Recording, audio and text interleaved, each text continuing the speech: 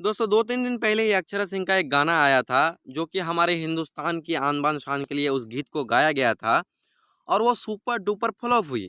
आखिरकार क्यों हुई अक्षरा सिंह का वो सॉन्ग सुपर डुपर फ्लॉप, जानने की कोशिश करेंगे इस वीडियो में। दोस्तों मैं हूं आपके साथ फैयाज और फैयाज भोजपुरी में आप सभी का स्वागत है। दोस्तों बात शुरू होती है आमिर खान का पीके मूवी को लेकर। दोस्तों आमिर खान के जो पीके मूवी आई थी आज से 4-5 साल पहले, उस पे हिंदू देवी देवताओं का मजाक बनाया गया था और वो मूवी देखकर हमारे बहुत सारे हिंदू भाइयों को लग गया बुरा कि हमारी देवी देवताओं का मजाक बनाया गया है इस मूवी में।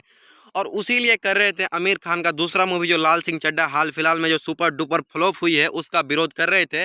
और विरोध करना भी चाहिए, हमारी ही धर्म के साथ अगर कोई मजाक बनाएगा तो हम उसको दिल पर लेंगे और हम उससे बेहद नफरत करेंगे और करना भी चाहिए। और वहीं पर अक्षरा सिंह ने कर दिया लाल सिंह चड्ढा का सपोर्ट, और जिससे ऑडियंस को लगने लगा कि अक्षरा सिंह हम लोग जिसका विरोध कर रहे हैं उसका वो सपोर्ट कर रही है, इसीलिए हम अक्षरा सिंह का गाना नहीं सुनेंगे।